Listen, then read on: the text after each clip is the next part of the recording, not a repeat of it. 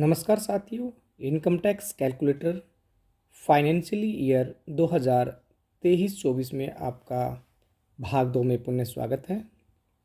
हम income from salary देखते हैं। बेसिक पे मार्च पेड इन अप्रैल में मान लेते हैं हमारी बेसिक पे 42,300 है और जुलाई में आपकी सेम है। जनवरी 2024 में आपकी जो है 43,600 है। कई बार क्या होता है कि हमारी जो है एरियर जो है किसी का 2 महीने के बाद लगता है, किसी का 3 महीने, किसी का 4 महीने।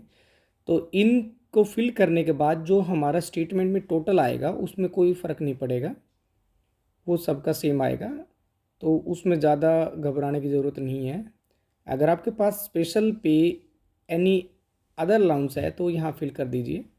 एलटीसी अगर आपने रिसीव की है, बेसिक रेड कलर में बेसिक, इसमें डीए और यहाँ जो आपका टैक्स बनता है वो फिल कर दीजिए अगर आपका बनता है। तो अगर आप जो है इसमें अगर इसकी रिसीट लगाते हैं तो एलटीसी पर टैक्स नहीं बनता आपका।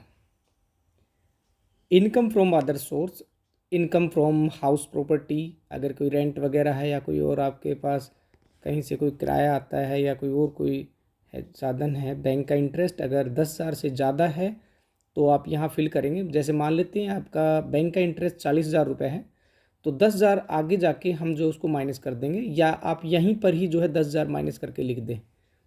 एग्रीकल्चर इनकम है तो यहाँ फिल कर दें। डिटेल्स ऑफ डिडक्शन, अगर आपका जीपीएफ पर मंथ जो है डिडक्ट होता है तो आप जो है इसमें फिल कर दें।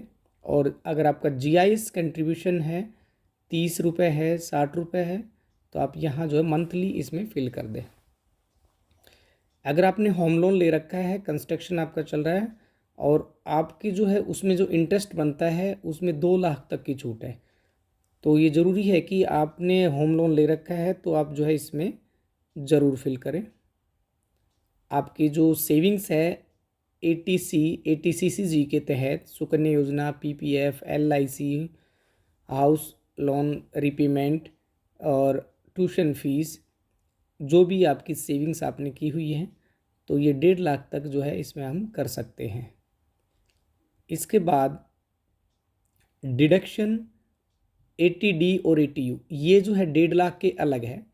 अगर मान लेते हैं मैंने एनपीएस में 50,000 रुपये अलग से डिपॉजिट कर रखे हैं तो 1.5 + 50 2 लाख की सेविंग होगी हमारी, और 2 लाख हमारा होम लोन का इंटरेस्ट।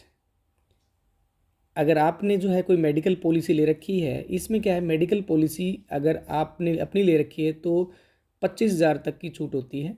लेकिन आपके फैमिली में अगर जो है सीनियर सिटीज़न हैं तो 50,000 उनके ऐड हो जाते हैं तो टोटल बन जाते हैं 75,000। लेकिन आप अगर 80G में अगर आपने जो है प्राइम मिनिस्टर रिलीफ फंड में अगर या गौशाला में या किसी और उसमें डोनेट किया हुआ है तो ये यहाँ फिल कर दें, जिसमें 100%, कुछ डिबेट जो हैं जिन पर हमें 100% की छूट मिलती है और कुछ पर जो है 50% की मिलती है। और उनकी डिटेल जब आप इंडिविजुअल फिल करेंगे तो उनकी जो डिटेल्स हैं, उनके पैन नंबर्स हैं, 80G के तहत जो डिटेल्स मांगी जाएंगी वो आपको वहाँ फिल करनी होगी।